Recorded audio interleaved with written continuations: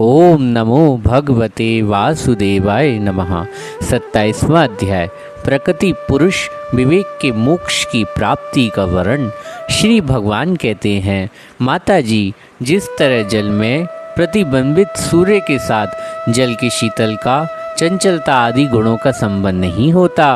उसी प्रकार प्रकृति के कार्य शरीर में स्थित रहने पर भी आत्मा वास्तव में उसके सुख दुख आदि धर्मों से लिप्त नहीं होता, क्योंकि वह स्वभाव से निर्विकार, अकर्ता, निर्गुण है। किंतु जब वही प्राकृत गुणों से अपना संबंध स्थापित कर लेता, तब अहंकार से मोहित होकर मैं करता हूँ ऐसा मानने लगता। उस अभिमान के कारण वह देह के सत्संग से किए हुए पुण्य पाप रूप कर्मों के दोष से अपने ही स्वाधीनता और शांति खो बैठता तथा उत्तम, मध्यम और नीच योनियों में उत्पन्न होकर संसार चक्र में घूमता रहता। जिस प्रकार स्वप्न में भय, शोक आदि का कोई कारण नहीं होता, उसी प्रकार स्वप्न के पदार्थों में अवस्था हो जाने के कारण दुख उठाना पड़ता है। उसी प्रकार भय, शोक, अहम, मम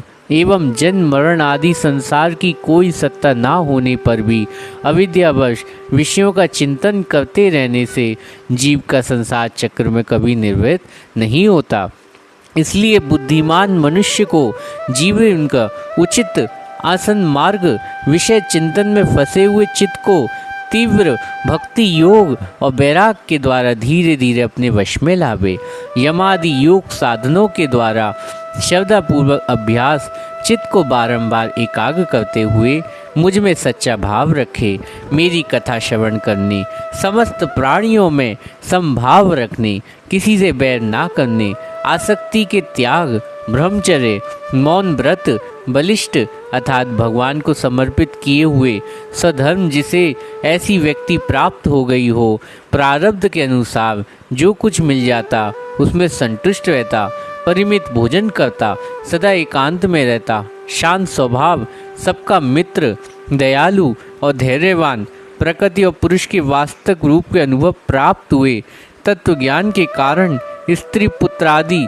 धन संबंधियों सहित इस देह में मैं मेरेपन की मिथ्या अभिनिवेश नहीं करता, बुद्धि की जागर आदि अवस्थाओं से भी अलग हो गया तथा परमात्मा के सिवा कोई वस्तु नहीं देखता। वह आत्मदर्शी मुनि नेत्रों से सूर्य को देखने की भांति अपने शुद्ध अंतकरण द्वारा परमात्मा का साक्षात्कार कर अद्वितीय ब्रह्मपद को प्राप्त हो जाता। जो देहादि संपूर्ण उपाधियों से पृथक अहंकार आदि मिथ्या वस्तुओं के सत्य रूप भासने वाला जगत कारण भूता प्रकृति का अधिष्ठान, मद आदि कार्य वर्ग का प्रकाशक और कार्य कारण रूप संपूर्ण पदार्थों में व्याप्त है। जिस प्रकार जल में पड़ा हुआ सूर्य का प्रतिबिंब दीवार पर पड़े हुए अपने आभास से संबंध में देखा जाता है और जल में दिखने वाले प्रतिबिंब आकाश स्थित सूर्य का ज्ञान होता, उसी प्रकार वैकारिक आदि भेदों से तीन प्रकार का अहंकार देह, इंद्रियां, मन में स्थित अपने प्रतिबिंबों से लक्षित होता। फिर सत्य परमात्मा प्रतिबिंब युक्त उस अहंकार के द्वारा सत्य ज्ञान रूप परमात्मा का दर्शन होता, जो सतऋषि के समय निंद्रा शब्दादि भूत सूक्ष्म इंद्रिय मन बुद्धि आदि के अव्यक्त कृत में लीन हो जाने पर स्वयं जागृत रहता और सर्वथा अहंकार शून्य। जागृत अवस्था में ये आत्मा भूत शूषादि दृश्य वर्ग के दृष्टा रूप स्पष्ट या अनुभव में आता, किंतु सुषुप्ति के समय अपने उपाधि भूत अहंकार का नाश होने से वह ब्रह्मवश अपने को ही नष्ट हुआ मान लेता। जिस प्रकार धन का नाश हो जाने पर मनुष्य अपने को भी नष्ट हुआ मानकर अनंत व्याकुल हो जाता, उसी प्रकार वह भी अत्यंत विवश होकर नष्ट व्रत हो जाता। माता जी, इन बातों का मन करके विवेकी पुरुष अपनी आत्मा का अनुभव कर लेता,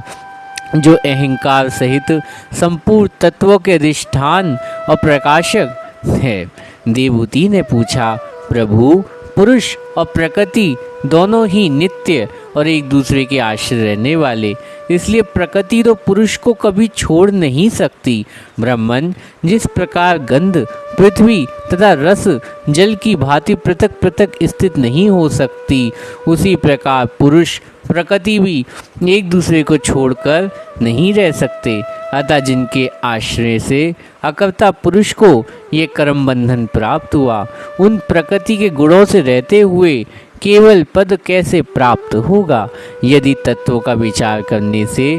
कभी ये संसार बंधन का तीव्र भय निवृत्त भी हो भी जाए, तो भी उससे निवृत्ति भूत प्राकृत गुणों का अभाव ना होने से वह भय किस उपस्थित हो सकता है। श्री भगवान ने कहा, माताजी, जिस प्रकार अग्नि का उत्ते स्थान अरण्य अपने से उत्पन्न अग्नि से जल का भस्म हो जाती, उसी प्रकार निष्काम भाव से किए हुए सधम पालन द्वारा अंतकरण में शुद्ध होने से बहुत समय तक भगवत कथा श्रवण द्वारा पुष्ट हुई मेरी तीव्र भक्ति, तत्व साक्षात्कार कराने वाले ज्ञान, प्रबल वैराग्य, व्रत नियम आदि सहित किए हुए ध्यान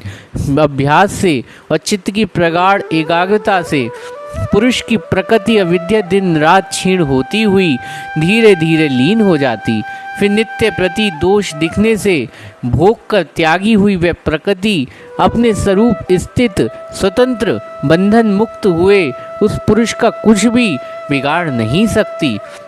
जैसे सोए हुए पुरुष को स्वप्न में कितने भी अनर्थों का अनुभव करना पड़ता, किंतु जग पड़ने पर स्वयं स्वप्न के अनुभवों में किसी प्रकार मोह का नहीं होता, उसी प्रकार जिसे तत्व ज्ञान हो गया और जो निरंतर मुझ में ही मन लगाए रहता, उस आत्माराम मुनि का प्रकृति से कुछ भी नहीं बिगाड़ सकती। जब मनुष्य अनेक अनेक जन्मों के बहुत समय इस प्रकार आत्मचिंतन निमग्न रहता, तब उसे ब्रह्मलोक पर्यंत सभी प्रकार के भोगों वैराग्य हो जाता। मेरा वह धैर्यवान भक्त मेरी ही महती कृपा से तत्व ज्ञान प्राप्त करके आत्म अनुभव के द्वारा सारे संशयों से मुक्त हो जाता। फिर लिंग देह का नाश होने पर एकमात्र मेरी आश्रित अपनी स्वरूप भूत केवल्य संग के मंगलमय पद को सहज में ही प्राप्त कर लेता, जहाँ पहुँचने पर योगी फिर लौट के नहीं आता। माताजी,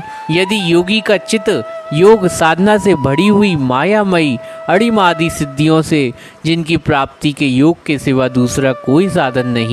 नहीं फंसता, उसे मेरा वह अविनाशी परम पद प्राप्त होता, जहाँ मृत्यु की कुछ भी दाल नहीं गलती। हरे कृष्णा।